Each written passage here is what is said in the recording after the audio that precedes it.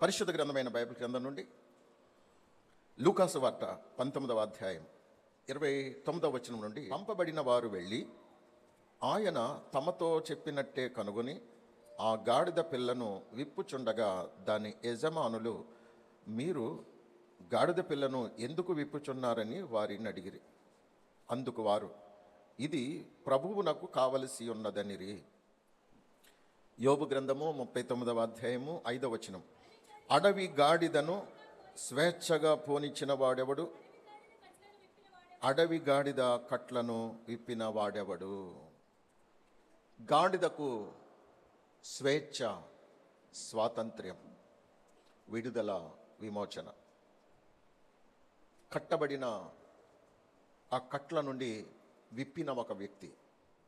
నిర్గమకాండము 13వ అధ్యాయము 13వ వచనం, ప్రతి గాడిద తొలి పిల్లను వెల ఇచ్చి విడిపించి దానికి మారుగా గొర్రె పిల్లను ప్రతిష్ఠింపవలెను. అట్లు దానిని విడిపించని ఎడల దాని మెడను విరగదీయవలెను. 34వ అధ్యాయం 20వ వచనం కూడా, గొర్రె పిల్లను ఇచ్చి గాడిద పిల్లను విడిపింపవలెను, దాన్ని విమోచింపని ఎడల దాని మెడను విరగదీయవలెను. అడవి గాడిదను స్వేచ్ఛగా పోనిచ్చినవాడు ఎవడు? దాని కట్లను విప్పి విడిపించినవాడు ఎవడు? గాడిదను గుర్చినటువంటి ఒక సందేశం, గాడిదను గుర్చినటువంటి ఒక ప్రస్తావన దేవుడు ఊరకనే రాయించలేదు. దానికి గల ఒక ప్రత్యేకమైనటువంటి కారణం ఉంది. ధర్మశాస్త్రం ప్రకారం తొలుసూలు పుట్టినటువంటి గాడిద పిల్ల బ్రతకాలంటే ఒక గొర్రె పిల్ల వధించబడాలి. ఒకవేళ దానికి బదులుగా గొర్రె పిల్ల వధించబడకపోతే గాడిద యొక్క తలంట విరగదీయాలి. అంటే గాడిద చనిపోవాలి. గాడిద బ్రతకాలంటే ఒక గొర్రె పిల్ల మరణించాలి. గాడిద పిల్ల బ్రతకడం కోసం గొర్రె పిల్లను బలిగా అర్పించాలి. ఈ గాడిద పిల్ల, కట్టబడిన గాడిద పిల్ల ఏంటో తెలుసండి? తొలుసూలు గాడిద పిల్ల. ఈ తొలుసూలు గాడిద పిల్ల కోసం ఒక గొర్రె పిల్లను అర్పించటం ఆ యజమానికి ఇష్టం లేక కట్టి పారేశాడు. ఒకవేళ గొర్రె పిల్లను అర్పించే స్తోమత అతనికి లేదేమో. గొర్రె పిల్లను బలిగా అర్పించకపోతే ఆ గాడిదను మెడ విరగదీసి చంపాలి. ప్రభు అయిన యేసుక్రీస్తు వారు దేవుని గొర్రె పిల్లగా బాప్తిస్మిచ్చి యోహాను అంటారు కదా, ఇదిగో లోక పాపములను మోసుకొని పోవు దేవుని గొర్రె పిల్ల. దేవుని గొర్రె పిల్లగా ఉన్నటువంటి ప్రభు అయిన యేసుక్రీస్తు వారు తన శిష్యులనిద్దరిని పిలిచి అంటారు, ఇదిగో మీ ఎదురుగా ఉన్నటువంటి గ్రామంలోనికి వెళ్ళండి, అక్కడ ఒక గాడిద పిల్ల కట్టబడి ఉంటుంది, దాన్ని విప్పి తోలుకొని రండి. ఒకవేళ దాని యజమానులు మిమ్మల్ని అడిగారే అనుకోండి, వారితో చెప్పండి, ఇది ప్రభువునకు కావలసి ఉన్నది. గొర్రె పిల్లని అర్పించే స్తోమత అతనికి లేదు కనుక, నాకు ఈ బాధ తప్పిందిరా బాబు, అది ఎలాగో గాడిద ఎలాగో నాది కాదు, తొలుసూలను పుట్టింది కనుక తొలుసూలను పుట్టినటువంటి గాడిద పిల్ల నాది కాదు, అది సావవలసిందే. సావవలసిన గాడిద పిల్లను నేనేం చేసుకుంటాను? ఆయనకు కావాలంటున్నారు కనుక తీసుకెళ్ళండి.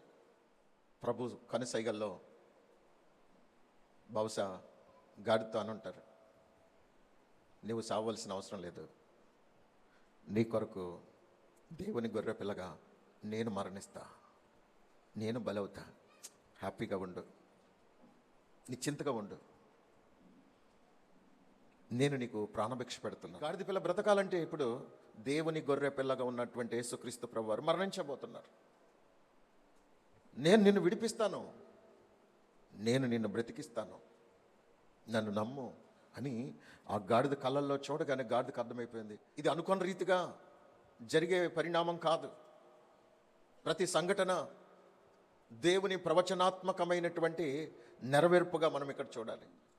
జకరియా గ్రంథం 9వ అధ్యాయము 9వ వచనం, సియోను నివాసులారా బహుగా సంతోషించుడి, యెరూషలేము నివాసులారా ఉల్లాసముగా ఉండుడి, నీ రాజు నీతిపరుడును రక్షణ గలవాడును దీనుడునై గాడిదను గాడిద పిల్లనికి నీ యొద్దకు వచ్చుచు. నీ రాజు నీతిపరుడు, ఆయన మాటకి కట్టుబడి ఉండేటువంటి నీతిగల రాజు.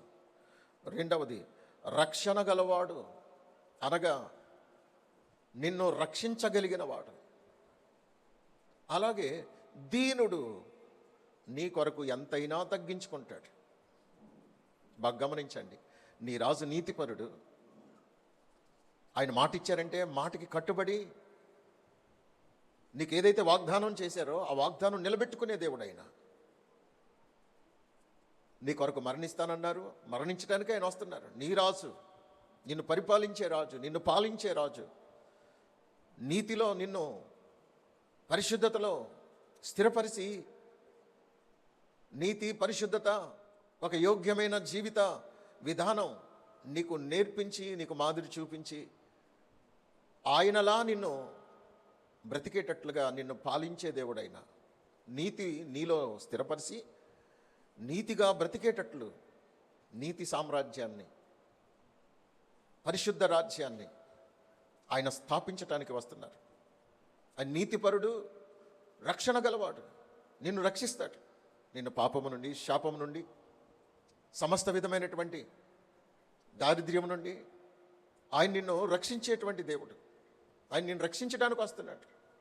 నువ్వు ఏ విషయంలో నశించిపోయావో ఆ విషయంలో నిన్ను రక్షించడానికి, నీవు పొందవలసినటువంటి శిక్షను తానే భరించి నిన్ను కాపాడడానికి, నిన్ను బ్రతికించడానికి, నిన్ను విమోచించడానికి ఆయన నీ కొరకు నిన్ను రక్షించడానికి వస్తున్నాడు. ఆయన దీనుడై, ఆయన దీనుడు, ఆయన గర్విష్టి కాదు, ఆయన అహంకారి కాదు, ఆయన ప్రేమ గలవాడు. ఆయన నీ కొరకు ఎంతైనా తగ్గించుకోవడానికి, నీ కొరకు ఏమైనా చేయటానికి, నిన్ను ఘనపరిచి గొప్ప చేయటానికి తను తాను తగ్గించుకుని వస్తున్నాడు ఆయన. ఆ తగ్గింపు అందరికీ అర్థం కాదు. ఆయన్ని తేలికగా తీసి పారేస్తారు. కానీ ముందే చెప్తున్నాను, జాగ్రత్తగా గుర్తుపెట్టుకో, ఆ నీ రాజు దీనుడై వస్తాడు. దీనుల్ని అంతగా ఎవరు పట్టించుకోరు కాబట్టి నీవు కూడా ఒకవేళ మోసపోతావేమో. ఆయన దీనుడై వస్తాడు, తగ్గింపు గలవాడై వస్తాడు. ఆయన అన్ని విషయాల్లో తగ్గించుకుని, తగ్గింపు అంటే ఏంటో నేర్పించడానికి వస్తున్నాడు. అలా తగ్గించుకుని నీ కొరకు ప్రాణం పెట్టడానికి వస్తున్నాడు. ఆయన్ని తేలికగా తీసుకోవద్దు, చీప్గా చూడొద్దు. ఆయన ఎవరో ఏమై ఉన్నారో నీకు ముందే చెబుతున్నాను కనుక జాగ్రత్తగా గుర్తుపెట్టుకుని ఆయన్ని పరిశీలన చేసి పసిగట్టి ఆయన్ని నీవు నీ రాజుగా అంగీకరించు, స్వీకరించు అని ఇక్కడ ప్రవచించబడింది. ఆయన ఎలా వస్తున్నాడు అనంటే గాడిదను గాడిద పిల్లను ఎక్కి నీ యొద్దకు వస్తున్నాడు. ఇదే మీకు ఆనవాలు, ఇదే మీకు ఆనవాలు. రాజులు సహజంగా గుర్రం మీద ఊరేగించబడటానికి ఇష్టపడతారు. దావీదు కూడా గాడిద మీదే ఊరేగటానికి ఇష్టపడ్డాడంట. ఎందుకో తెలుసా? నేను రాజు అయ్యే అంత గొప్పవాడిని కాదు, ఎన్నిక లేని వాడిని అని గాడిదనే ఎంచుకున్నాడు. తాను అనుకుంటే గుర్రం మీద ఊరేగగలడు. ప్రియులరా, అందుకే దావీదు కుమారుడు అని ఎందుకు యేసుక్రీస్తు ప్రభు వారికి బిరుదు వచ్చింది అనంటే, దావీదు రాజు అనే అహంకారంతో ఏనాడు కూడా బ్రతకలేదు. తన స్థితిని ఎప్పుడూ మర్చిపోలేదు. నేను ఆప్ట్రలో గొర్రెలను కాసుకునేటువంటి గొర్రెల కాపరిని, నాకు ఈ స్థితి వచ్చిందంటే ఇది ఆశ్చర్యం, ఇది నాకు సంబంధించిన స్థానం కాదు, ఇది దేవుడే నన్ను ప్రేమించి ఇంత ఘనపరిచి గొప్ప చేస్తే ఈ స్థానంలో ఉన్న నేను తల పొగరుతో, గర్వంతో, అహంకారంతో బ్రతకూడదు. నా స్థితిని ఎప్పటికీ మర్చిపోకూడదు. భయముతోనూ వణుకుతోనూ దేవునికి ఎల్లప్పుడూ కృతజ్ఞతగా బ్రతకాలని చెప్పి తాను ప్రజల ముందు రాజుగా ఒకవేళ ఉన్నప్పటికీ తాను వ్యక్తిగతంగా ప్రతిసారి దేవుణ్ణి స్తుతించేవాడట. దేవా, నేను రాజు అని అనిపించుకోవటానికి నాకు ఏ అర్హత ఉందయ్యా? నాకు ఈ స్థితి కేవలం మీ కృపను బట్టే వచ్చింది. అలాగని నేను ఎన్నడూ గర్వించకుండా నాకు దేన మనసు దయచేయమని నిత్యము దేవుని సన్నిధిలో కన్నీటితో ప్రార్థన చేసేవాడు. తనకున్న స్థితిని బట్టి గర్వించలేదు, పొంగిపోలేదు. తను తగ్గించుకుంటూ దేవుని గణపరుస్తూనే తన జీవితాన్ని గడిపారు. యేసుక్రీస్తు ప్రభువారు గాడిద మీద ఊరేగటానికి, గాడిదను తన వాహనంగా చేసుకోవడానికి ఇక్కడ 2 కారణాలు మనం చూసాం. ఒకటి, మరణం కావలసిన గాడిదను ఆయనే గొర్రె పిల్లగా, ఆ గాడిదకు బదులుగా నేను మరణించబోతున్నానని ఆయన మనకు తెలియచేస్తూ, ఆ గాడిద మీదట ఏ మనుషుడును ఎన్నడును కూర్చోండలేదు. అది దాన్ని ఎవరు ఉపయోగించుకోవడానికి వీల్లేదు. అది సావవలసిన గాడిద. సావవలసిన గాడిదను యేసయ్య ఉపయోగించుకుంటున్నారు. నీ కొరకు నేను ప్రాణం పెడతాను అని యేసు ప్రభువారు ఆ గాడిదను తన ప్రాణం పెట్టి విడిపించటానికి ఆ గాడిదను కోరుకున్నట్లుగా చూస్తాం. గౌరవం పొందదగిన గాడిదేమి కాదు, కానీ ఈ గాడిదకు యేసుక్రీస్తు ప్రభుల వారిని బట్టి సన్మానం చేయబడింది. దాని మీద ప్రశస్తమైన అందమైన వస్త్రాలు పరిశారు. ఎప్పుడూ మురికి బట్టలు మోయటానికి ఉపయోగించే గాడిద శ్రేష్టమైనటువంటి, అలంకరించదగినటువంటి ప్రశస్తమైన వస్త్రాలు దాని మీద వేయబడ్డాయి. ప్రభువు కోరుకున్న గాడిదకు, ప్రభువు ఎన్నుకున్న గాడిదకు గౌరవం దక్కింది, సన్మానం దక్కింది. జయజయల మధ్యలో అది కూడా ఊరేగించబడుతుంది. ఒక వ్యక్తిని దేవుడు కోరుకున్నప్పుడు, ఒక వ్యక్తిని ఆయన దర్శించినప్పుడు, ఒక వ్యక్తి మీద ఆయన తన భారాన్ని మోపాలి అనుకున్నప్పుడు ఆ వ్యక్తికి దక్కే గౌరవం అంతా ఇంత కాదు, చాలా గొప్పగా ఉంటుంది. ఆ గాడిద ఎంతో కృతజ్ఞతగా బ్రతుకుతుంది. దానికి తెలుసు, నేను సావవలసిన దాన్ని నేను బ్రతికానంటే యేసయ్య మహాకృప. ఆయనే నన్ను బ్రతికించాడు, ఆయన నాకు స్వేచ్ఛనిచ్చాడు, ఆయన నాకు స్వాతంత్ర్యాన్ని ఇచ్చాడు, ఆయన నన్ను విడిపించాడు, ఆయన నన్ను విడుదల చేశాడు, విమోచించాడు. నా జీవితాంతం ఆయనకు మహిమ తెచ్చే విధంగా బ్రతకాలి అని అనుకుంటుంది. ఆది కాండము 49వ అధ్యాయము 10 నుంచి చదువుదాం. సిలోహు వచ్చే వరకు యూదా యొద్ద నుండి దండము తొలగదు, అతని కాళ్ల మధ్య నుండి రాజదండం తొలగదు.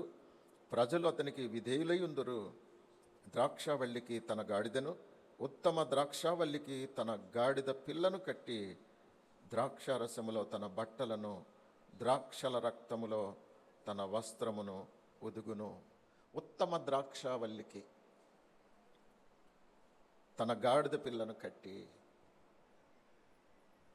యోహాను సువార్త 15వ అధ్యాయం మొదటి 3 వచనాలు మనం చూసినప్పుడు, నేను ద్రాక్షావల్లిని, ఉత్తమ ద్రాక్షావల్లిని అని ప్రభు చెప్పారు. ఈ ఉత్తమ ద్రాక్షావల్లికి తన గాడిద పిల్లను కట్టి. చూడండి, ద్రాక్షావల్లి రక్తంతో పోల్చబడింది.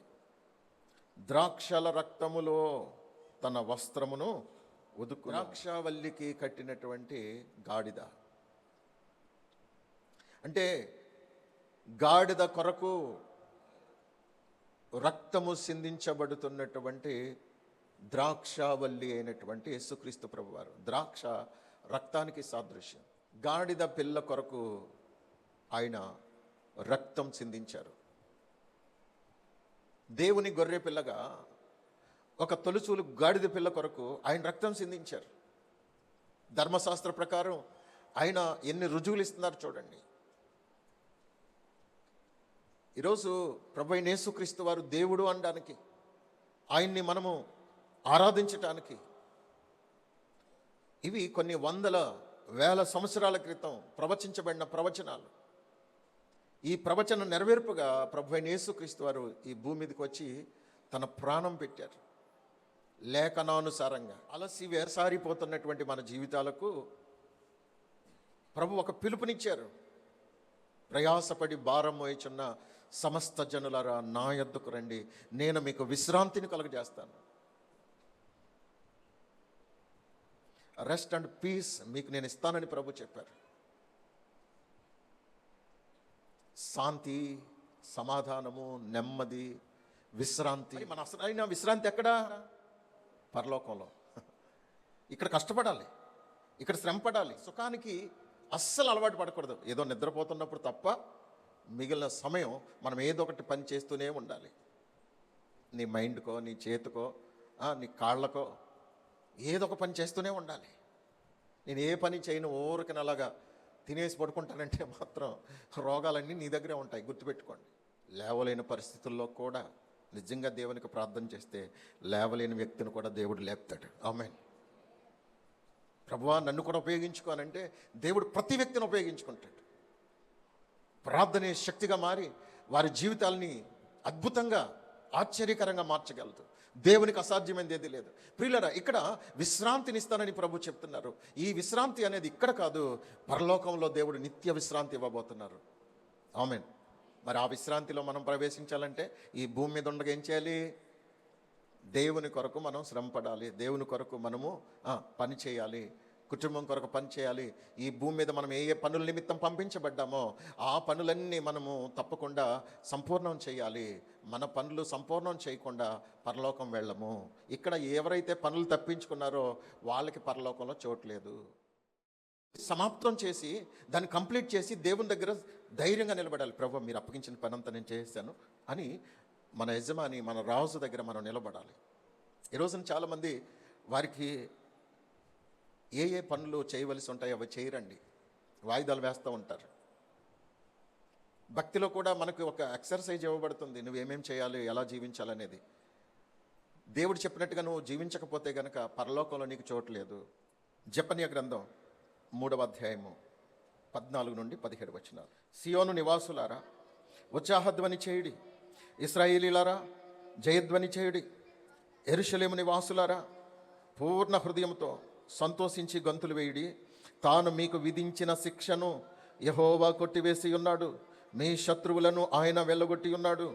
ఇశ్రాయేలుకు రాజైన యెహోవా మీ మధ్య ఉన్నాడు, ఇక మీదట మీకు అపాయము సంభవింపదు. ఆ దినమున జనులు మీతో ఇట్లందురు, యెరూషలేము భయపడకుము, సియోను ధైర్యము తెచ్చుకొనుము, నీ దేవుడైన యెహోవా నీ మధ్య ఉన్నాడు, ఆయన శక్తిమంతుడు, ఆయన మిమ్మును రక్షించును, ఆయన బహు ఆనందముతో నీ యందు సంతోషించును, నీ యందు తనకున్న ప్రేమను బట్టి శాంతం వహించి నీ యందలి సంతోషము చేత ఆయన హర్షించును. దేవుడు మనల్ని బట్టి హర్షించేటట్లుగా మనం జీవించాలి. ఎందుకంటే ఆయన మన మీద ఉన్న శిక్షను కొట్టివేసి ఉన్నారు. మనకు విధించిన శిక్షను ఆయనే భరించి కొట్టివేశారు. ద్రాక్షల రక్తములో మన వస్త్రాన్ని ఆయన ఉదికారు. ద్రాక్షల రక్తములో ఆయన తన వస్త్రము ఉతుకును. అనగా మానవ శరీరం ఒక వస్త్రం లాంటిది. ఈ మానవ దేహముతో ఆయన అమూల్యమైన రక్తం సిందించి తన శరీరం అంతా రక్తసిక్తమైపోయింది. తన శరీరం అంతా రక్తసిక్తమై రక్తం చేత కడగబడింది. మానవ దేహంతో చేసిన పాపాలన్నిటికీ కూడా ఆయన శిక్ష విధించి తన శరీరంలో ఆ శిక్షను ఆయన భరించి, ఆ శిక్షకు మనం ఏమాత్రం కూడా ఆ శిక్ష మనము భరించకుండానట్లు మన మీద ఉన్న శిక్షను ఆయన కొట్టివేశారు. కేసు కొట్టేశారు. ఎవరి మీద ఏ శిక్ష పడకుండా నేను అందరి శిక్షను కొట్టేశాను, మాఫీ చేసేసాను అని ప్రభు ఒక అనౌన్స్మెంట్ చేశారు. సిలువలో తన ప్రాణం పెట్టడం ద్వారా ఆయన సర్వ మానవాళి మీద ఉన్నటువంటి ఆ పాప దోషాలన్నిటికీ కూడా క్లియర్ సర్టిఫికెట్ ఇచ్చేశారు. మీ అందరి దోషాలు కొట్టివేయబడ్డాయి, కానీ ఇక్కడ నుంచి మాత్రం జాగ్రత్తగా ఉండండి, కొత్త పాపాలు చేయొద్దు. చూడండి, యేసుక్రీస్తు ప్రభు వారి దగ్గరకు రానంత కాలం మన మీద ఉన్నటువంటి జన్మ కర్మ పాపాలు పితరుల దోషాలన్నీ కూడా యేసుక్రీస్తు ప్రభు వారి దగ్గరికి రాగానే కొట్టివేయబడుతున్నాయి. యేసుక్రీస్తు ప్రభు వారి దగ్గరికి వచ్చిన తర్వాత మరలా నువ్వు క్రొత్తగా ఏవి చేయకూడదు. పాతవి గతించాను, ఇదిగో సమస్తము క్రొత్తవాయను. రోమాపత్రిక 8వ అధ్యాయం 1వ వచనం. కాబట్టి ఇప్పుడు క్రీస్తు యేసునందున్న వారికి ఏ శిక్షా విధియు లేదు. క్రీస్తు యేసునందు జీవమునిచ్చు ఆత్మ యొక్క నియమము పాప మరణముల నియమము నుండి నన్ను విడిపించెను. ఎట్లనగా ధర్మశాస్త్రము దేనిని చేయి జాలకపోయేనో దానిని దేవుడు చేసెను. శరీరమును అనుసరింపక ఆత్మను అనుసరించియే నడుచుకొను మనయందు ధర్మశాస్త్ర సంబంధమైన నీతి విధి నెరవేర్చబడవలనని పాప పరిహారము నిమిత్తము దేవుడు తన సొంత కుమారుని పాప శరీరాకారముతో పంపి ఆయన శరీరమందు పాపమునకు శిక్ష విధించెను. శరీరానుసారులు శరీర విషయముల మీద మనస్సునుంతురు, ఆత్మానుసారులు ఆత్మ విషయముల మీద మనస్సునుంతురు. శరీరానుసారమైన మనసు మరణము, ఆత్మానుసారమైన మనసు జీవమును సమాధానమునై ఉన్నది. ఎలయనగా శరీరానుసారమైన మనసు దేవునికి విరోధమై ఉన్నది, అది దేవుని ధర్మశాస్త్రమునకు లోబడదు, ఏమాత్రమునూ లోబడనేరదు. కాగా శరీర స్వభావము గలవారు దేవుని సంతోషపరచ నేరరు. దేవుని ఆత్మ మీలో నివసించి ఉన్న ఎడల మీరు ఆత్మ స్వభావము గలవారే గాని శరీర స్వభావము గలవారు కారు. ఎవడైనను క్రీస్తు ఆత్మ లేని వాడైతే వాడాయన వాడు కాడు. పాప శరీరమందు ఆయన పాప శరీరానికి శిక్ష విధించి, ఇప్పుడు పాప శరీరం మీద ఉన్నటువంటి శిక్షనంతటిని ఆయన కొట్టివేసి పరిహరించి, ఇక క్రీస్తు యేసునందున్న వారికి ఏ శిక్షా విధి లేదు. ఇక్కడ క్రీస్తు యేసునందు ఉన్న వారికి, అనగా ఎవరైతే ఆయన సన్నిధికి వచ్చి నేను కూడా క్రీస్తుని వెంబడిస్తాను, ఆయనే నా దేవుడు, ఆయనే సర్వ పాప పరిహారార్థమే రక్తం సిందించినటువంటి ఏకైక సత్యదేవుడని బాహాటంగా ఎవరైతే ఒప్పుకొని ఆ ప్రతి పాపాన్ని విడిచిపెట్టి బాప్తిస్మం పొందుతారో, బాప్తిస్మం పొందిన నాటి నుండి మనం ఒక క్రొత్త జీవితాన్ని జీవించాలి. క్రీస్తు యేసునందున్న వారికి ఏ శిక్ష విధి లేదు, శిక్ష కొట్టివేయబడింది. కానీ ఇప్పుడు మనం చేయవలసింది ఏంటంటే శిక్షావిధి కలిగేటట్లుగా ఇక నుంచి మనం జీవించకూడదు, మన మీద శిక్ష పడేటట్లుగా మనం బ్రతకూడదు. అమ్మయ్య, దేవుడు నాకు గతంలో ఉన్నటువంటి వాటన్నిటిని క్షమించేసి మాఫీ చేసేశారు, నాకు క్లియరెన్స్ సర్టిఫికేట్ ఇచ్చేశారు, కనుక ఇక నుంచి జాగ్రత్తగా జీవించాలని ఎవరైతే జాగ్రత్తగా జీవిస్తారో వారి మీద ఏమాత్రం కూడా ఇక పాపము ప్రభుత్వం చేయకున్నట్లు, శరీర సంబంధమైన క్రియల మీద మనసు ఉంచకుండా ఆత్మానుసారమైన వాక్యానుసారమైన జీవితాన్ని జీవించడానికి దేవుడు వద్దన్నారో అదంతా మాని దేవుడు చెప్పినట్టుగా ఎవరైతే జీవిస్తున్నారో వారందరికీ కూడా ఒక క్రొత్త జీవితం ప్రసాదించబడింది. ఈ క్రొత్త జీవితం ఎవరైతే జీవిస్తున్నారో వారిలోనట దేవుని ఆత్మ మనలో ప్రవేశించి ఆత్మానుసారంగా మన జీవితం ప్రారంభమవుతుంది.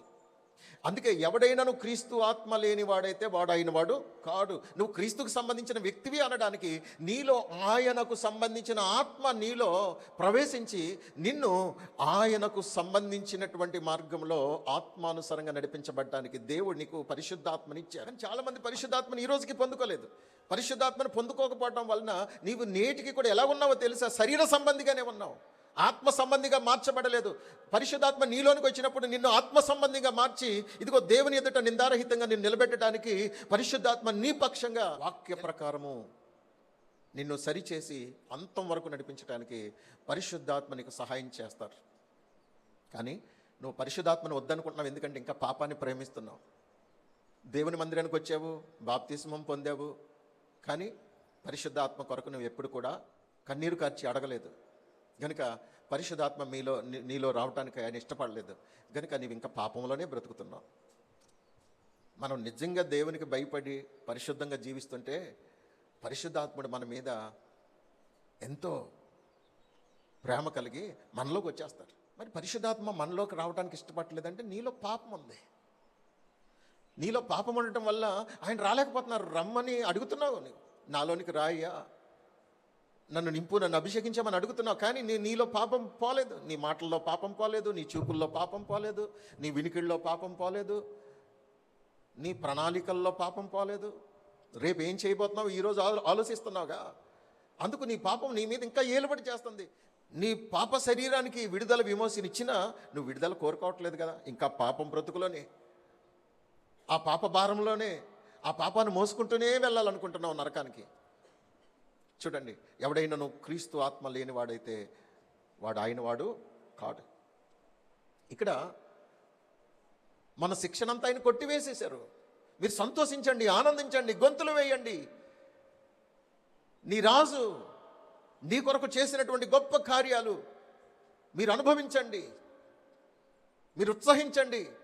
మిమ్మల్ని చూసిన వారందరూ కూడా మిమ్మల్ని గురించి సాక్ష్యం ఇస్తారు. అబ్బా, మీ దేవుడు ఎంత గొప్పవాడు, ఎంత శక్తిమంతుడు, మీ జీవితాల్లో ఎన్ని గొప్ప కార్యాలు చేశాడు, నీతో దేవుడు ఉన్నాడు, నీలో దేవుడు ఉన్నాడు, మీ మధ్యలో దేవుడు ఉన్నాడు, అందుకే ఇంత గొప్పగా మీరున్నారు అని అనేక మంది అన్యజనులు సాక్ష్యం ఇస్తారట. మరి ఏది మన సాక్ష్యం? నిన్ను గురించి ఎవరు ఏ విధంగా సాక్ష్యం చెప్పేటట్లుగా నువ్వు బ్రతుకుతున్నావు?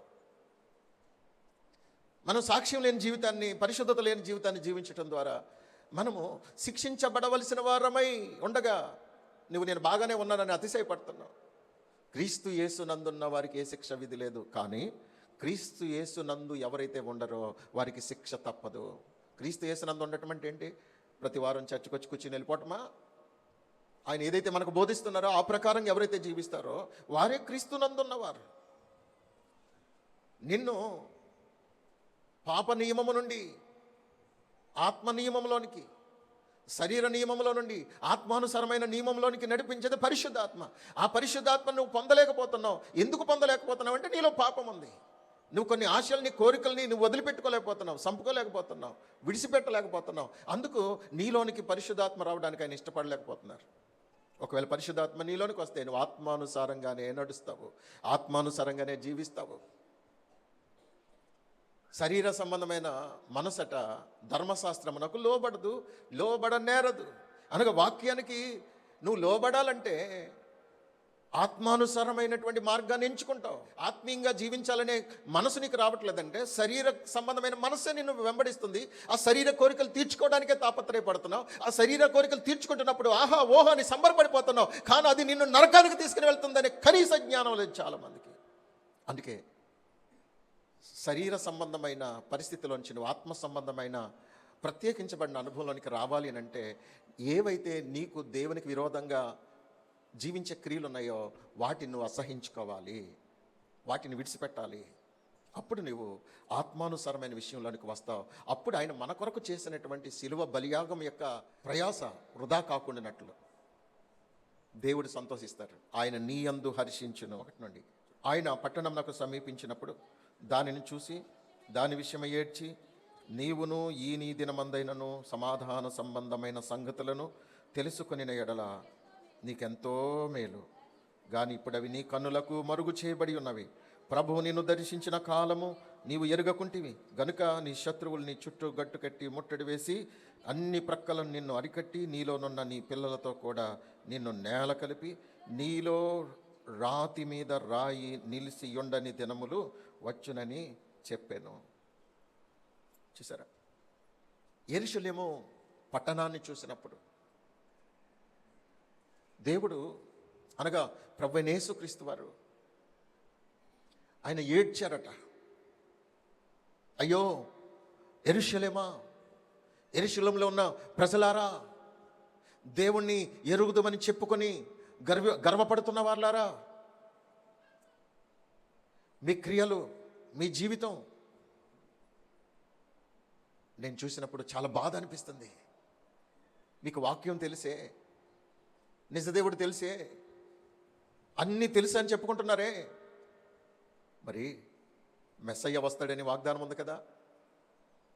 రక్షకునికి, మెస్సయ్యకు, మిమ్మల్ని రక్షించేటువంటి ఆ మెస్సయ్యకు కొన్ని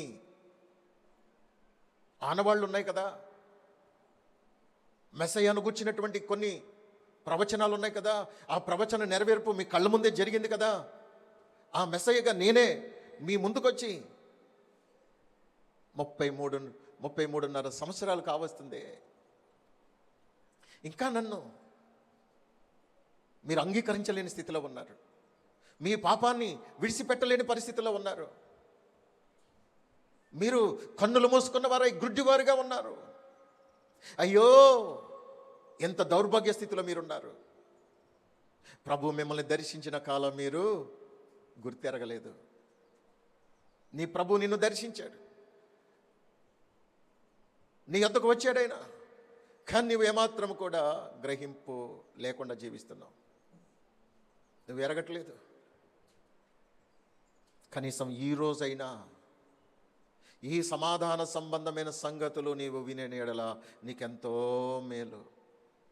లేకపోతే గనక శత్రువు నీ మీదకి రాబోతున్నాడు. నీ రాతి మీద రాయి నిలిసి ఉండని దినములు రాబోతున్నాయి. యేసుక్రీస్తు ప్రభువారు దేవుని ప్రజలమని చెప్పుకున్నటువంటి వారి యొక్క మూర్ఖత్వాన్ని చూసి ప్రభు ఖచ్చితంగా వీళ్ళకి మామూలుగా చెప్తే అర్థం కాదు అని వీరిని మహాశ్రమకు అప్పగించేయాలని. ఇంత చక్కగా చెప్పిన లేఖనాధారాలు ఇంత స్పష్టంగా కనపడుతున్నా, అరే మీరు కళ్ళు తెరవరా? మీరు గ్రహించరా? దైవ సంబంధి ఎలా ఉంటాడో కనీసం నన్ను చూసి మీకు అర్థం కావట్లేదా అని యేసుక్రీస్తు ప్రభువారు తనను గమనిస్తున్న వ్యక్తులకి ఇట్టే అర్థమైపోతుంది. ఈయనలో ఏ తప్పు లేదు, ఏ నేరం లేదు, ఈయన మోసగాడు కాదు అని అందరికీ అర్థమవుతుంది. కానీ కొంతమందికి అర్థం కావట్లేదు, నమ్మలేకపోతున్నారు. అందుకే ప్రభు అన్నారు, నీలో రాతి మీద రాయి నిలిసి ఉండని దినములు వచ్చును, రాబోతున్నాయి. యేసుక్రీస్తు ప్రభు వారిని సిలువేసిన తర్వాత మేమేదో గొప్ప పని చేసేసామని వాళ్ళు సంబరపడిపోయారు. వాళ్ళు ఆల్రెడీ ఏమన్నారు? నీతిమంతుని రక్తం విషయంలో నాకు ఏ సంబంధం లేదని పిలాతు చేతులు కడుక్కుంటే వాళ్ళు ఏమన్నారు? సార్, పిలాతు గారు, మీకు అంత భయం అయితే అతని గురించి మీరంతా వాడు ఏదో పరిశుద్ధుడని, వాడే దేవుడు అన్నట్టుగా మీరు అనుకుని ఆ శాపం నా మీదకి ఎక్కడ వచ్చేస్తుందని వణికిపోయి చేతులు కడిగేసుకుంటున్నారు కదా. మేం చెప్తున్నాం వినండి సార్, ఆ పాపమేదో ఆ శాపమేదో మా మీద మా పిల్లల మీద ఉండుగా, కానీ వారు తమకు తాముగా కోరుకున్నారు ఆ శాపాన్ని. దేవుడు అన్నాడు అనుభవించండి అయితే అని. ఆమెన్ అన్నాడు దేవుడు. ఆమెనంటే తర్వాత ఇంచుమించు 37 సంవత్సరాల తర్వాత రోమా చక్రవర్తి అయినటువంటి టైటస్ అనేటువంటి ఆ రాజు యెరూషలేములో అనగా ఇశ్రాయేలీయుల్ని చాలా భయంకరంగా హింసించి రక్తపాతం సృష్టించాడు. అప్పుడు చల్లాచెదరైపోయినటువంటి వారి జీవితాలు చిన్నాభిన్నమైపోయినాయి. యెరూషలేము దేవాలయం కూల్చబడింది. సొలొమోను కాలంలో కట్టబడిన మందిరం కూల్చబడితే కోరేషు కాలంలో మరలా తిరిగి అది రెండవ మందిరం నిర్మించబడింది. రెండవ మందిరం ఇప్పుడు టైటస్ కాలంలో అనగా క్రీస్తు శకం 70వ సంవత్సరంలో అది కూల్చబడింది. ఇప్పటికీ కట్టబడలేదు. మూడవ మందిరం కట్టబడబోతుందని నిరీక్షిస్తున్నాం. అయితే అది కట్టబడినప్పుడు పరిణామాలు చాలా ఆసక్తిదాయకంగా ఉంటాయి. ఆ తర్వాత ప్రభు ఆయన మేఘారూఢుడై రాబోతున్నారు. స్తోత్రం, హల్లెలూయా, దేవునికి మహిమ కలుగును గాక. ప్రియులరా, ఇశ్రాయేలీయులు చేసినటువంటి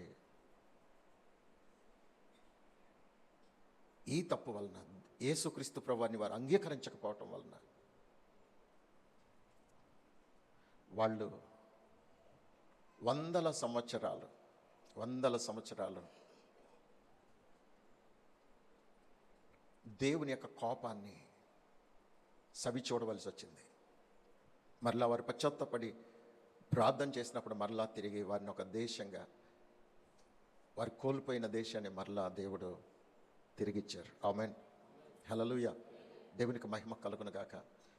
ఇప్పటికీ యేసుక్రీస్తు ప్రభు వారిని వారు ఆయన వచ్చారు అని నమ్మట్లేదు, ఆయన ఇంకా వస్తారు అని ఎదురు చూస్తున్నారు. వాళ్ళు అనుకున్నట్టు మొదటిసారి వస్తారని అనుకుంటున్నారు, కానీ ఆయన వచ్చేది రెండవసారి రాబోతున్నారు. ఆయన వచ్చిన సంగతి ఎవరికి తెలిసింది? అన్యజనులమైన మనకు తెలిసింది. మనం అందరం ఎవరో తెలుసండి? అన్యజనులం మనం. బైబిల్ ప్రకారం యూదులు మాత్రమే, జూయిష్ మాత్రమే దేవునికి సంబంధించిన ప్రజలు. కానీ మనం అందరం అన్యజనుల లెక్కే. కానీ అన్యజనులైన వారికి ఆయన వచ్చారు, మెస్సయ్య వచ్చారని మనకు తెలిసింది, కానీ ఇంకా వారి కన్నులు మూయబడే ఉన్నారు. కానీ ఒక రోజున దేవుడు వారి కన్నులు తెరిపించబోతున్నారు. అప్పుడు రొమ్ము కొట్టుకుంటారంట, అయ్యో అని. అయితే ఈరోజు దేవుడు గల ప్రజలేమో గుడ్డివారై ఉంటే మనకి కళ్ళు తెరిపించి యేసుక్రీస్తు నిజమైన దేవుడని మనం ఒప్పుకున్నాం, మంచిదే. ఆయన మన కొరకు ప్రాణం పెట్టారు, మంచిదే. ఎందుకని? మనల్ని పరిశుద్ధులుగా నీతిమంతులుగా చేయటం కోసం ఆయన మన కొరకు ప్రాణం పెట్టారు. యెరూషలేము వీధుల్లో జయోత్సాహంతో దావీదు కుమారునికి జయము జయమని ఆ రోజు జయ నినాదాల మధ్యలో ఆ యెరూషలేము పట్టణం వీధుల్లో ఆయన్ని ఊరేగిస్తున్నప్పుడు అందరూ చూశారు. కానీ వారు ఈయన మెస్సయ్య అని ఏమాత్రం కూడా అంగీకరించలేని కఠినత్వం వారిలో ఏలుబడి చేసింది. అయితే ఆయన రాజాతి రాజుగా ప్రభువుల ప్రభువుగా ఊరేగించబడ్డారు. ప్రజలందరూ ఏమనుకున్నారో తెలుసండి? ఈయన భౌతికమైన రాజు అని అనుకున్నారు. యేసయ్య చెప్పారు, నేను భౌతికమైన రాజుని కాదు, మీ ఆత్మలకు నేను రాజుని. అందరి ఆత్మల్ని నేను ఒక రోజున పరలోకంలో చేర్చి అక్కడ పరిపాలించబోతున్నాను. ఈ భూమి మీద భౌతికమైన పరిపాలన నాకొద్దు. ఈ భూమి మీద పరిపాలన చేయడానికి మనుషులు నియమించాను, కానీ పరలోకంలో పరిశుద్ధుల్ని పరిపాలించడానికి మాత్రమే నేను పరిశుద్ధమైన ప్రజల్ని నేను ఎన్నుకొని అక్కడికి తీసుకుని వెళ్ళబోతున్నాను. నా పరిపాలన క్రిందకి రావాలంటే గనక పరిశుద్ధతను కలిగి జీవించమని చెప్పేసి వెళ్ళారు ఆయన. నువ్వు పరిశుద్ధత కలిగి జీవిస్తావా? పరలోకంలో ప్రభువుతో యుగయుగాలు ఆయనతో ఉంటావు, లేదా ఇక్కడ భయంకరమైన ఘోరమైన శిక్ష అనుభవించవలసిన పరిస్థితి ఏర్పడుతుంది. అందుకే ఈరోజు సమాధాన సంబంధమైన సంగతులు నీవు వింటే గనక నీకెంతో మేలు. ప్రభు నిన్ను దర్శించిన కాలం నువ్వు ఎరిగి ఉంటే గనక నీకెంతో మేలు. దేవుని బిడ్డ పేతురు రాసిన 2వ పత్రిక 2వ అధ్యాయము 4 నుంచి 7 వచనాలు. దేవదూతలు పాపము చేసినప్పుడు దేవుడు వారిని విడిచిపెట్టక పాతాళ లోకమందలి కటిక చీకటి గల బిలములోనికి త్రోసి తీర్పు వరకు కావలిలో ఉంచుటకు వారిని అప్పగించాను. దేవదూతలను విడిచిపెట్టలేదు. ఆ తర్వాత కింద సొదొమ గొమొర్రా ప్రస్తావన ఉంటుంది. జలప్రలయంలో జరిగినటువంటి ఆ సంఘటన ఇవన్నీ గుర్తు చేస్తారు. దేవదూతల పాపం చేసినా దేవుడు విడిచిపెట్టలేదట, వారు కూడా శిక్ష అనుభవిస్తున్నారు. రెండవది, జలప్రలయంలో ఆనాటి ప్రజలందరూ కూడా చాలా మూర్ఖంగా ఆ వాడలోనికి మనుషుల ముందు నుండే 2 ఏనుగులు వస్తున్నాయి. ఏనుగులు ఏమైనా చిన్నయండి? ఆడ మగ జతలు జతలుగా 2 సింహాలు వస్తున్నాయి, ఆడ మగ. అవి ఎవరికి హాని చేయట్లేదు. ఒంటిలు వస్తున్నాయి, జిరాఫీలు వస్తున్నాయి, జీబ్రాలు వస్తున్నాయి, ఏమండి గుర్రాలు వస్తున్నాయి. ఇవన్నీ వచ్చినప్పుడు మనుషులు చూస్తున్నారండి. నోవహు ఆల్రెడీ ప్రకటించాడు, ఆ వాడు ఎందుకు కడుతున్నాడో చెప్పాడు. ఆ వాడ నిర్మాణం చేస్తున్నప్పుడు అందరూ పిచ్చివాళ్ళ చూశారు. కనీసం ఈ మొత్తం ఈ పశువులు మృగాలు ఇవన్నీ వస్తున్నప్పుడైనా వాళ్ళకి ఏమనిపించాలి? అరే ఇవి క్రూర మృగాలు కదా, ఏ హాని చేయకుండా ఇంతలాగా చక్కగా సాధువులుగా వస్తున్నాయంటే నోవహు గారు చెప్పింది నిజమేరా, ఇవన్నీ వాళ్ళలోకి వెళ్ళిపోతున్నాయి, మనం కూడా వెళ్దామరో అని అనుకోలేదట. వాళ్ళ కళ్ళ ముందు జరిగినటువంటి ఆ సంఘటన కూడా వారు చూసి నమ్మలేకపోయారు. సమస్త జీవరాశికి ఉన్న జ్ఞానం ఆ రోజు ప్రజలకి లేకపోయిందండి. ఎంత విచిత్రమో చూడండి, ఎంత ఆశ్చర్యమో చూడండి. అవన్నీ వాడిలో ప్రవేశించిన తర్వాత నోవహు తన భార్య, తన 3 కుమారులు 3 కోడనులు 8 మంది మాత్రమే వాడిలో ప్రవేశించారంట. మిగిలిన వారు ఎవరు అస్సలు పట్టించుకోలేదు. ఆడు ఏదో పెంచాడు, వాడిని మనం పట్టించుకోకూడదు అని ఎవరిష్టానుసారంగా వారు జీవిస్తున్నారు. వారు అనుకొనని గడియలో అకస్మాత్తుగా పెల బడబడమంట, ఉరుములు, మెరుపులు, వర్షం, ఆకాశపు తూములు విప్పేశాడంటే దేవుడు. వారి యొక్క నివాస గృహాలు మునిగిపోతున్నప్పుడు చెట్లు ఎక్కేద్దామని చెట్లు కూడా మునిగిపోయినాయి. కొండల మీదకి వెళ్ళిపోదాం అనుకుంటే కొండలు కూడా మునిగిపోయినాయి. అందరూ జలప్రలయంలో నశించిపోయారు. వాడలో ఉన్న 8 మందిని బట్టి మరలా దేవుడు అభివృద్ధి చేశారు. సొదొమ గొమొర్రా కాలంలో లోతు, తన భార్య, 2 కుమార్తెలు తప్ప అందరూ కూడా అగ్నిగంధముల చేత కాల్చబడ్డారు. ఎందుకంటే వారు ఎవరిష్టానుసారంగా విచ్చలవిడిగా పాపానికి అసలు అంతు పొంతు లేదు అన్నట్టుగా, అసలు ఏమాత్రం కూడా మనిషిగా కాకుండా పశువుగా ఎవరిష్టానుసారంగా వాళ్ళు, మగవారు, స్త్రీలు, పురుషులు వరుస వావి లేకుండా ఎవరిష్టానుసారంగా వాళ్ళు కామంతో కళ్ళు మూసుకొని ప్రవర్తిస్తున్నటువంటి ఆ దినాల్లో దేవుని కోపం ఇలాంటి సమాజం ఇలాగే ఉంచేస్తే గనక ఆ ప్రక్క ప్రాంతాలకి వ్యాపించేస్తుందని చెప్పి దేవుడు ఆ సొదొమ గొమొర్రా అనే పట్టణాలని దేవుడు కాల్చివేశాడు. ఈ రోజుకి అది బూడిదగానే మిగిలిపోయింది. ఆనవాళ్ళు ఉన్నాయి, రుజువులు ఉన్నాయి. తప్పించబడిన లోతు, తన భార్య, 2 కుమార్తెలు వెళ్ళిపోతున్న సమయంలో దేవుడు అన్నాడు, వెనుకకు తిరిగి చూడొద్దు. చూస్తే గనక నా కోపం మీ మీద మండుతుందని ప్రభు చెప్పారు. లోతు భార్య దేవుని మాటను ఏమాత్రం కూడా లెక్క చేయకుండా, అయ్యో నా సొదొమ గొమొర్రా అందమైన పట్టణమా అని వెనక్కి తిరిగి చూసింది. ఉప్పు స్తంభం అయిపోయింది. లోతు, తన 2 కుమార్తెలు తప్పించుకుని వెళ్ళిపోయారు. వారు దైవ చిత్తానుసారంగా వెళ్ళకపోవటం వల్ల వారి జీవితాలు కూడా పతనం అయిపోయినాయి. ప్రియులారా, ఎక్కడ మనం బాగా ఆలోచన చేసినప్పుడు దేవుడు ఎవరిని విడిచిపెట్టలేదు. తప్పు చేసి పాపం చేసి మేము తప్పించుకుంటాంలే అనుకున్న ఏ ఒక్కరూ తప్పించుకోలేదు. దేవుడు మనకిచ్చిన అవకాశాన్ని, దేవుడు మనకిచ్చిన గడువుని, దేవుడు మనకిచ్చినటువంటి ఈ చక్కటి శ్రేష్టమైన ఈ సహవాసాన్ని మనం ఏదో సరదాగా కాలక్షేపంగా గడిపేయటానికి కాదు. నీవు మంచేదో చెడేదో, తప్పేదో ఒప్పేదో, నరకం ఎవరు వెళ్తారు, పరలోకం ఎవరు వెళ్తారు, ఇవన్నీ నువ్వు చాలా స్పష్టంగా వింటున్నావు. వినటంలో అయితే అస్సలు లోపం లేదు, వినటం బాగానే వింటున్నావు. కానీ నువ్వు పాటించకపోవటం వలన నీవు ఎవరిని గూర్చైతే వారి నాశనం అయిపోయారని విన్నావో ఆ నాశనకరమైన మార్గంలో నేను నడిస్తే గనక నీవు కూడా నాశనం అయిపోతావు.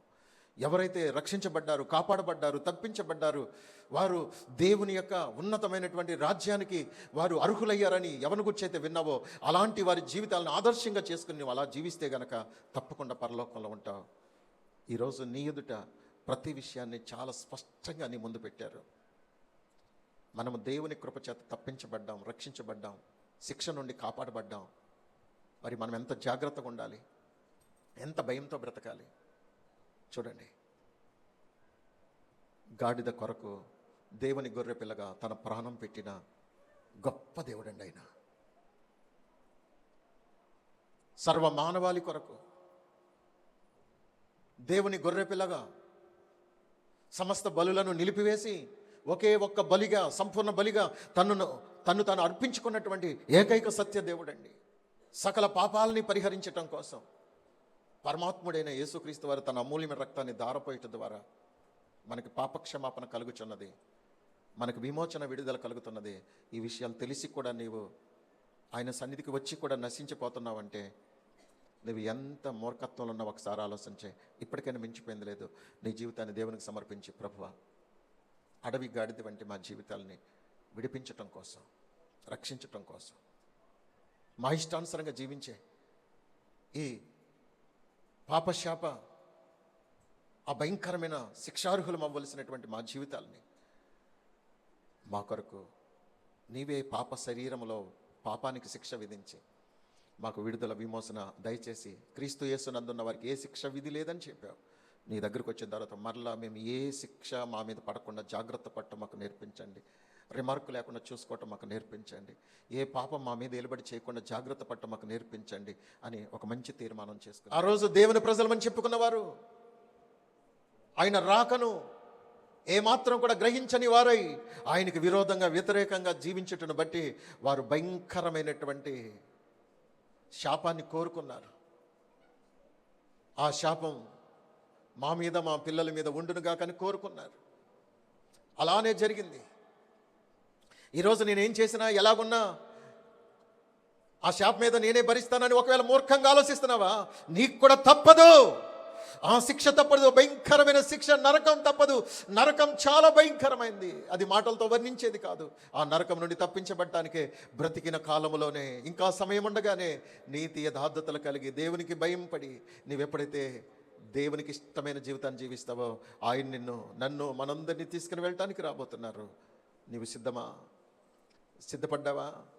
జాగ్రత్త పడుతున్నావా? రేపో మాపని వాయిదాలు వేస్తున్నావా? వాయిదాలు వేసే ఎవ్వరు కూడా తమ జీవితాల్ని సరి చేసుకోలేరు. రేపు అనే వాయిదాను వేస్తున్నావంటే ఏది సాధించలేవు. ఇప్పుడే, ఈ క్షణమే, ఇదే అనుకూల సమయం, ఇదే రక్షణ దినం. ఈరోజు గనక నువ్వు సరైన తీర్మానం చేసుకొని నీ జీవితాన్ని మార్పు చేసుకోకపోతే, నీ పరిస్థితుల్ని, నీ పద్ధతుల్ని, నీ ప్రవర్తనని సరి చేసుకోకపోతే నాశనం నీకు దగ్గరలోనే ఉందని మాత్రం గుర్తుపెట్టుకో. హృదయపూర్వకంగా పశ్చాత్తాపడండి. దేవుని గొర్రె పిల్లగా సర్వ మానవాళి కొరకు ప్రాణం పెట్టడానికి వచ్చానని చెప్పిన యేసయ్య అలాగే ప్రాణం పెట్టారు. ఆయనందు విశ్వాసం ఉంచిన ఎంతోమంది పరిశుద్ధులు నేటికి ఆయన సముఖంలో ఉన్నారు. ఈరోజు ఆయన నమ్మి విశ్వసించానని చెప్పి మోసపు బ్రతుకులో బ్రతుకుతున్నటువంటి మోసగాండ్రైనటువంటి ప్రతి ఒక్కరిని గురించి ప్రభు హెచ్చరిక చేస్తున్నారు. నీ మీదకి భయంకరమైన శిక్ష రాబోతుంది. ప్రభు నిన్ను దర్శించిన కాలము నీవు ఎరుగకున్నావు. ఎన్నోసార్లు దేవుడు నీతో మాట్లాడుతున్నప్పటికీ ఇది నాకు కాదులే, ఇది ఏం కాదులే, ఇంకా సమయం ఉందలేని నువ్వు నిర్లక్ష్యం చేస్తున్నావు. మన ప్రాణం ఎప్పుడు పోతుందో, దేవుని రాకడ ఎప్పుడు వస్తుందో ఎవరికి తెలియదు దేవుని బిడ్డ. అందుకే ఇప్పుడే, ఈ సమయమే నీది. రేపు నీది కాదుగాక, రేపు నీది కాదు. రేపు మనకి ఏం సంభవిస్తుందో తెలియదు. అందుకే భయంతో వణుకుతో బ్రతకటానికి ఒక మంచి తీర్మానం చేసుకుందాం. ప్రభు కొరకు నమ్మకంగా బ్రతుకుదాం, భయభక్తులతో జీవించుదాం. Thank you lord, thank you lord. Yesayya. John Wesley గారు వచ్చి మనల్ని ప్రార్థనలు నడిపిస్తారు. మహాపరిశుద్ధుడ, ప్రేమగల తండ్రి, నీ ఘనమైన నామానికి లెక్కలేని స్తోత్రములు స్తుతులు చెల్లించుకుంటున్నాం ప్రభా. ఈ ప్రత్యేకమైన ఈ పునరుత్థాన దినమునందు ఉంచున్నాం. విత్తబడిన వాక్యానికి మీరు ముద్ర వేయమని అడుగుచున్నాం ప్రభా. నిలబడిన దైవజనులను ప్రభావ మీరు నిలబెట్టుకుని వాడుకున్న విధానాన్ని బట్టి మీకు వందనాలు, స్తోత్రములు, స్తుతులు చెల్లించుకుంటున్నాం. నోట నుండి వచ్చిన ప్రతి ఒక్క వాక్య భాగం ప్రజల జీవితాల్లో ఒక ప్రభావ మేలును ప్రభావ మీరు జరిగించడానికి మీ కృపను దయచేయండి. వారి హృదయాల్లో మార్పు చెందేటువంటి హృదయం వారు కలిగి ఉండడానికి మీ కృపను దయచేయమని అడుగుచున్నాం ప్రభా. యేసయ్యా, మీకే వందనాలు, స్తోత్రాలైనా.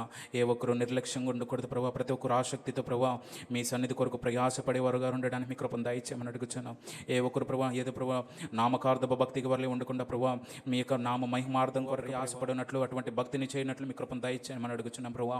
ఈ లోక ఘనతల కొరకు ఎవరు ఆశపడకుండా ప్రభా, ఈ లోక అతిశయాల కొరకు ప్రభా ఎవరు ప్రయాసపడకుండా ప్రభా, కేవలము మీరు అనుగ్రహించే యొక్క పరలోక రాజ్యంలో ఘనతను ప్రభు మాత్రమే మేము స్వీకరించే అర్హతను ప్రతి ఒక్కరికి మీరు దయచేయమని అడుగుచున్నాం. మాదిరికరమైనటువంటి జీవితము, మీరు ఏ విధంగా అయితే ప్రభా వినయము కలిగినటువంటి జీవితము ప్రభా, తగ్గింపు కలిగినటువంటి జీవితం ఏ విధంగా అయితే జీవించారో, మీ యొక్క పరలోక సంబంధమైనటువంటి ప్రభా ఆ యొక్క మహిమ కొరకు ప్రభు మేము ప్రయాసపడే వారికి ఉండడానికి మీ కృపను దయచేయండి. మీకు వందనాలు, స్తోత్రం. నేను స్తుతులు చెల్లించుకుంటున్నాం.